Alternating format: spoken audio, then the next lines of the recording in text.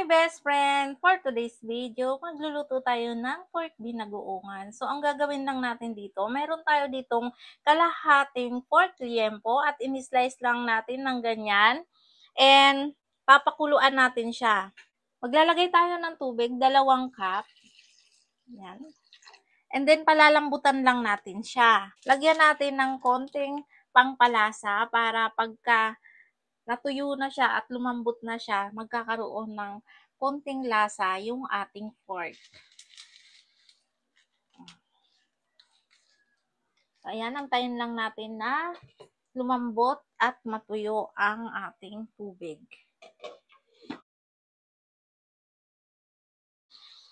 So, ito, tuyo na siya at nagmamantika na. Hayaan lang natin na mag-golden brown yung ating pork liempo sa sarili niyang mantika. So, ito na pala, siniparate na natin yung ating pork liempo kasi na golden brown na siya. Separate muna natin ng lagayan.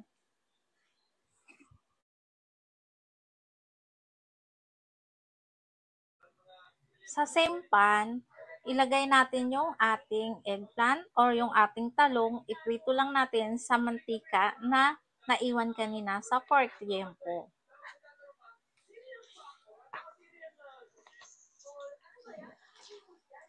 Iprito lang din natin yung ating talong.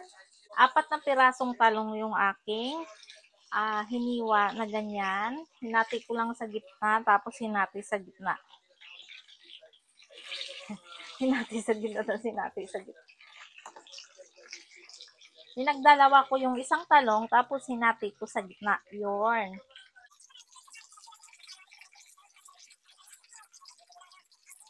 Baliktarin natin ang ating eggplant.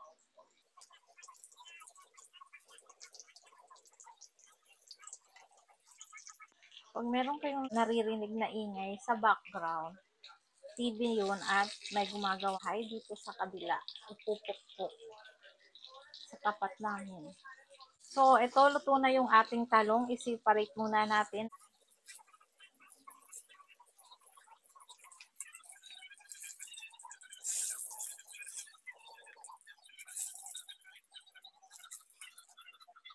So, dito, nagpainit tayo ng kawali at lalagyan natin ngayon ng ating mantika or cooking oil. Mainit na yung ating oil, ilagay na natin yung ating sibuyas, bawang,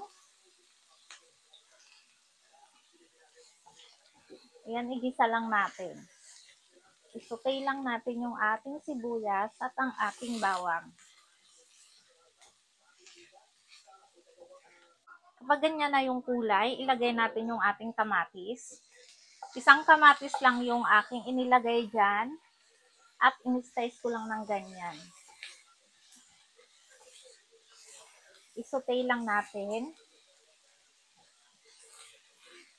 And then, ilalagay na natin yung ating bagoong alamang. 1/4 lang yan.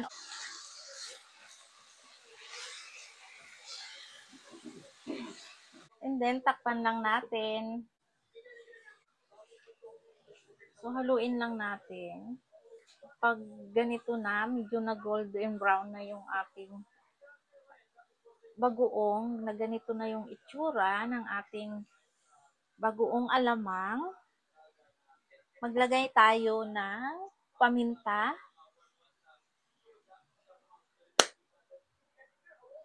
dalawang kutsarang brown sugar,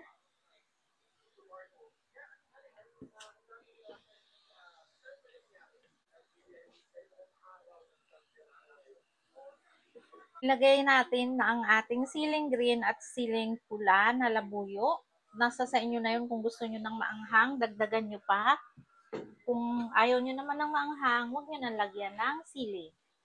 2 siling labuyo lang yung aking nilagay at isang siling green na pangsigang. Then, lutuin lang natin ng konti. And then, tikman nyo kung kulang pa ba sa alat or sakto na yung lasa. Then, pag kulang pa, dagdagan nyo lang, timplahan nyo lang ng pangpalasa ninyo. Kasi yung ating bagoong is maalat na. So ako magdadagdag ako ngayon ng konti kasi medyo matabang pa siya. Then haluin lang natin. So dito, magdadagdag ako ng konting tubig.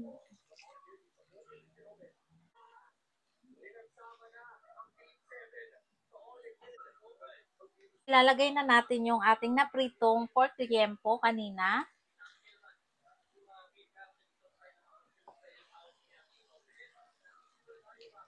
Haluin lang natin.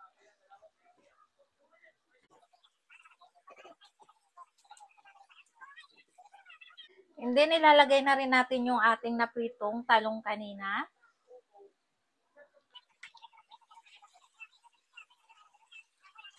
At ito na yung ating pork binagoongan, best friend. Kain tayo. Maraming salamat sa panunood. God bless us.